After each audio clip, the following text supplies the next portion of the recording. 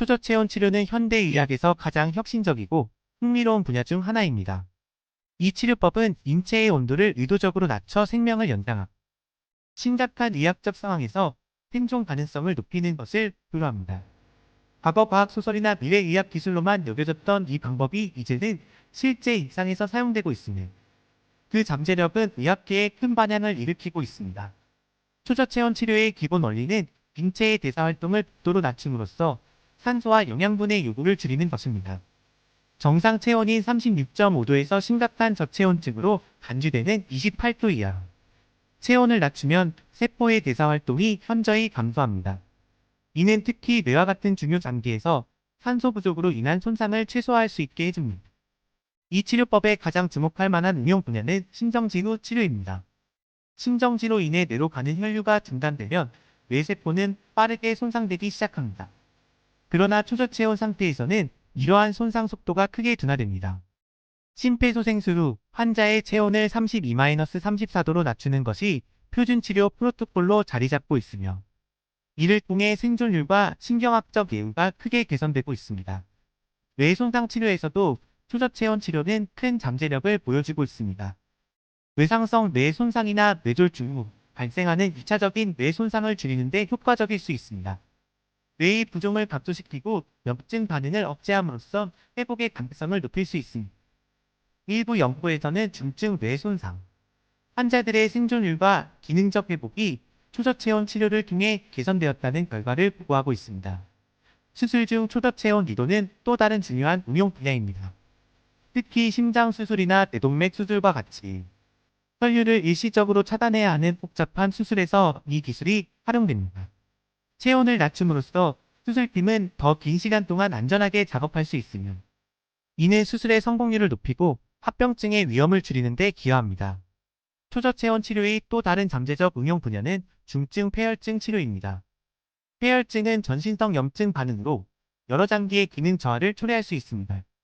초저체온 상태는 염증 반응을 억제하고 장기 기능을 보존하는 데 도움이 될 수 있습니다. 현재 이에 대한 연구가 활발히 진행 중이며 초기 결과들은 긍정적인 효과를 보여주고 있습니다. 그러나 초저체온 치료에는 여전히 많은 보정 과제가 있습니다. 가장 큰 문제 중 하나는 체온을 낮추는 과정과 다시 정상 체온으로 돌리는 과정에서 발생할 수 있는 합병증입니다. 심각한 부정맥 혈액응고 장애, 면역 기능 저하, 전해질 불균형 등이 발생할 수 있습니다. 따라서 이 치료법을 시행할 때는 매우 세심한 모니터링과 관리가 필요합니다. 또한 어느 정도까지 체온을 낮추는 것이 가장 효과적인지, 얼마나 오래 저체온 상태를 유지해야 하는지에 대해서도 아직 명확한 합의가 이루어지지 않았습니다. 이는 환자의 상태, 기저질환, 초저체온 치료를 시작한 시점 등 여러 요인에 따라 달라질 수 있기 때문입니다. 따라서 각 상황에 맞는 최적의 프로토콜을 개발하기 위한 연구가 계속되고 있습니다. 초저체온 치료의 또 다른 중요한 측면은 윤리적 고려사항입니다. 특히 뇌 손상 환자의 경우 초저체온 치료가 생명을 연장할 수는 있지만 의식이 없는 상태로 오랜 기간 생존하게 될 가능성도 있습니다. 이는 환자의 삶의 질, 가족의 부담, 의료자원의 할당 등과 관련된 복잡한 윤리적 문제를 제기합니다. 따라서 이 치료법을 적용할 때는 의학적 판단뿐만 아니라 윤리적 고려도 신중히 이루어져야 합니다. 초저체온 치료 기술의 발전은 극한의 상황에서 생명을 구하고 연장하는 의학의 새로운 지평을 열고 있습니다. 이는 단순히 생존 시간을 늘리는 것을 넘어 심각한 의학적 상황에서 회복의 가능성을 높이고 더 나은 삶의 질을 제공할 수 있는 잠재력을 가지고 있습니다. 미래에는 초저체온 치료가 더욱 정교해지고 개인화될 것으로 예상됩니다. 예를 들어 특정 장기나 신체 부위만을 선택적으로 냉각하는 기술이 개발될 수 있습니다. 이는 전신 초저체온으로 인한 부작용을 줄이면서도 필요한 부위에 집중적인 치료를 할 수 있게 해줄 것입니다. 또한 인공지능과 빅데이터 기술을 활용하여 각 환자에게 최적화된 초저체온 프로토콜을 개발하는 연구도 진행 중입니다. 이를 통해 치료의 효과를 극대화하고 부작용을 최소화할 수 있을 것으로 기대됩니다. 나아가 초저체온 기술은 우주여행이나 극한 환경에서의 생존과 같은 분야에도 적용될 수 있습니다. 예를 들어 장기간의 우주여행 동안 우주 비행사들을 초저체온 상태로 유지하는 인간 분명 기술의 개발이 활발히 연구되고 있습니다.